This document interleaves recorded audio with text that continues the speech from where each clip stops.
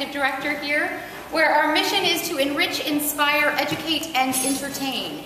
And being able to collaborate with the Tea Party Festival for several years to produce revolutionary theater, that's what it's all about. That helps us further our mission and also helps bring great talent on stage and onto the page right here in Kent County in our area. We are very proud of our two playwrights whose plays are making their world premiere debut here at the Garfield Center for the Arts this year. We have To Tie the Knot by Tia Glom and The Chestertown Tea Shop by Keith Thompson. I would love to encourage you all, as you are leaving today, check out the artifacts and things that are hanging up in the lobby. They are promoting an event that's happening all first week of June. We have an Indian artist in residence coming with us to be here and introduce folks to family and film and food and culture from India. And then the National Music Festival is with us for 2 full weeks in June, and then our short attention span theater happens at the end of June. So if you are not already connected with us, please consider picking up a brochure and learning more about us. I hope you have enjoyed your Tea Party Day thus far, and that you enjoy our 2 world premieres driven right from our Live Playwright Society right here in Kent County. Thank you for being with us.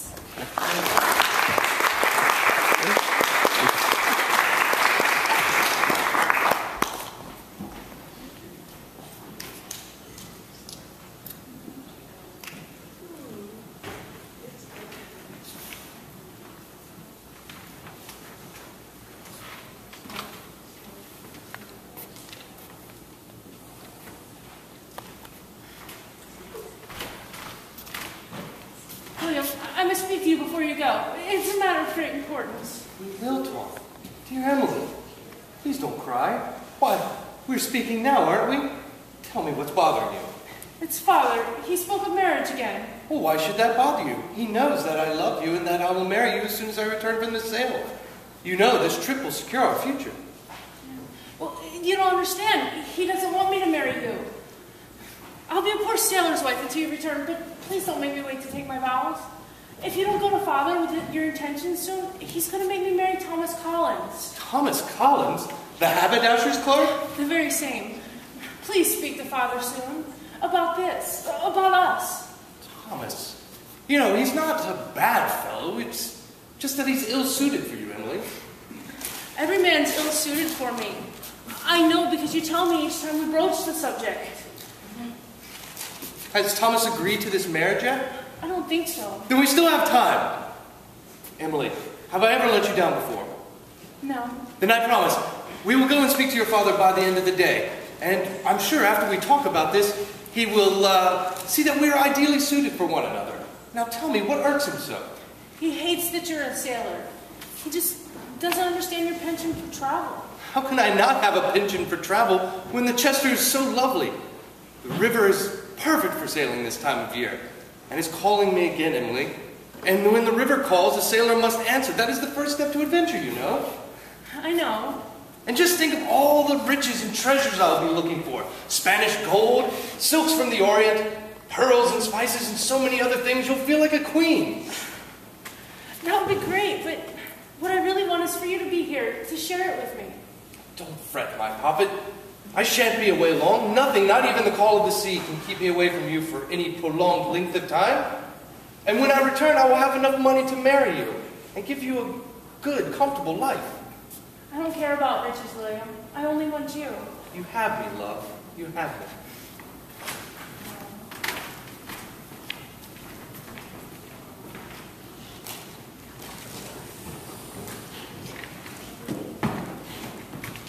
This is a good match, and it will benefit everyone in the end. If you say so, sir. Emily is a charming girl, but... But what? Nothing, sir, it's nothing. Only Emily is quite taken with William Payne. The sailor. Believe me, I'm quite aware of that. And I intend to change her mind by showing her what she truly needs in life. And what is that, sir? Stability, of course. Let us compare you and William for a moment. There's not to compare. My point, exactly. You have a stable job in the office of one of my oldest friends. A job that not only ensures that you will stay here in Chestertown, but also puts you in the position to rise in the ranks of your trade.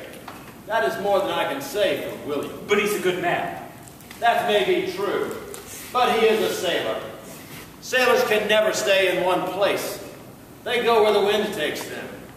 How many times a year will he leave my Emily alone to sail the seas? And when, if they have children, he will abandon them as well, running off to his first love.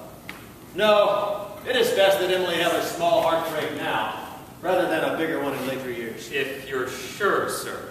I am very sure. And there is something else to consider as well. A man who is always traveling has, by default, a wandering eye. Sailing from port to port, he will see many women who will be there simply to tempt him. No, William may not be faithful to my daughter. I don't think that it's fair, sir, to judge William so harshly. Any man who claims to be in love with my daughter deserves to be judged as I see fit. Remember that, Thomas. Yes, sir.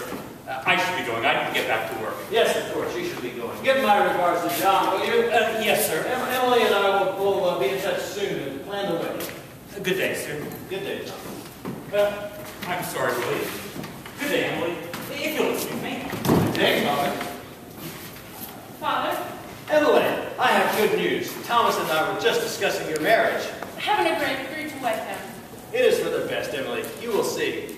But I wish to marry Emily, sir. I'm in love with your daughter, and I will do anything to make her happy. I'm sorry, but you are too late, William. My mind is made up. You cannot make me marry someone I don't love. My dear, marriage is not about love. It is about making a secure home with children and a man who will take care of you. I assure you, all the money I make will go to making a good and proper home. A home with a missing husband who, God forbid, would leave my daughter a young widow should his ship get caught up in a bad enough storm. So you'd rather see me marry Thomas and be secure and unhappy than William, whom I love? In a word, yes. You cannot make me. Perhaps I should leave. Yes. William, I won't marry anyone but you. That's enough, Emily. William, you may leave. Yes, sir. Good day. What did I tell you? He doesn't love you. He's abandoning you as we speak. If he truly cared, he would stay and fight rather than simply conceding. This proves that his intentions were less than admirable from the start. Now, Thomas. You cannot make me marry Thomas. I will assent to the vows. You are just as stubborn as your mother, God rest her soul. And you loved her. I learned to love her, as you will learn to love Thomas. He is a good man, and there is no reason to turn down this match. I promise you that he is a good man. He will not turn down this match. Not allow you to stand by and talk to Emily this way. It's true she is a stubborn girl, but so am I.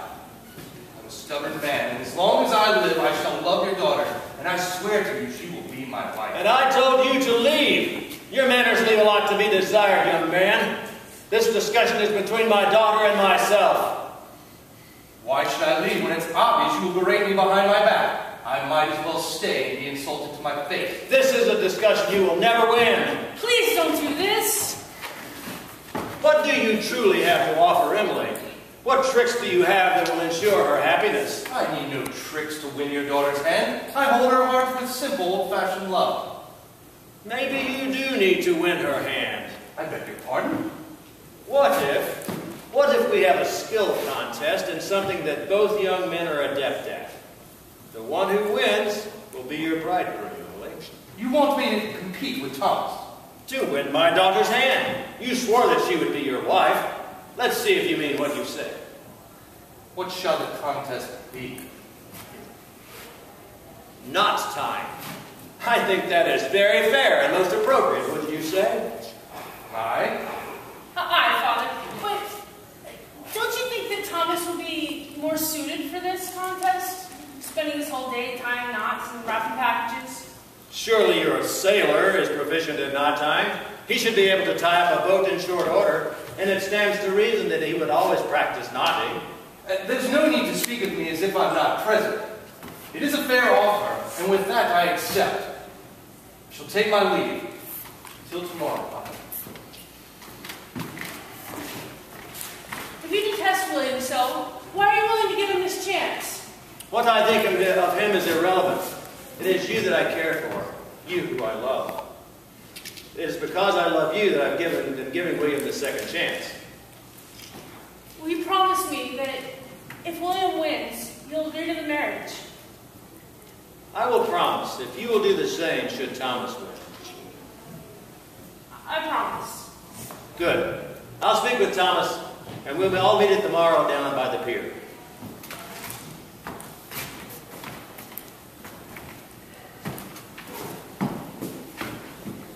Good day, gentlemen. I see that you have both come prepared. I trust we need not tarry with pleasantries. I'm sure you will both agree that we should get to the competition straight away. Now, let's agree on the rules. The one of you who bests the other in this knot-tying contest shall wed my daughter. Aye. Emily, Aye, Father, but how will you judge them fairly? as I count to 50, both of your suitors will tie knots in their twine. The one who ties the most knots in the allotted time will be the winner. Any qualms? Ready. Begin. 1, 2, 3, 4, 5, 6, 7, 8, 9, 10. Beginning to wonder if any girl is worth this much trouble. 16. I guess she is pretty. 18, 19. And I do want a wife. 22, 23, 24. I thought you wanted to win, Othello. You're giving up now? Please hurry, William. If you don't come on, you won't be able to catch up. I may run out of line before he ties one knot. On, William. I thought you loved her. At least make some effort. 41, 42, 43, 44, 45, 46, 47, 48, 49, 50. I believe I've won. Let's not get ahead of ourselves. I should count these just to be sure. So you did have a trick up your sleeve after all. It got the job done, didn't it? Indeed. For all your talk of love and commitment, I was afraid you were just going to give Emily up. I was almost offended on her behalf. I knew you were a good fellow. Father, William is the winner. so you'll agree to the marriage? Yes, Emily, I will agree to the marriage. Thank you, Father. Good show, William. I hope the two of you will be happy. Thank you, Thomas. Sir? Welcome to the family. Now, if you'll excuse me. Oh, William, I was so happy. I'm so sorry I ever doubted you. It's like I told you before. Thomas is a good, hard-working fellow, as this contest proved. And he will make a good husband to someone someday. Just not you, Emily. He will always do his best to succeed in all of his efforts. As for you and I, we are meant to be together. I know. And just remember, even if it looks like I'm faltering, don't lose faith. Because though my methods might not be conventional, I shall always come through for you when it truly matters. Oh, William.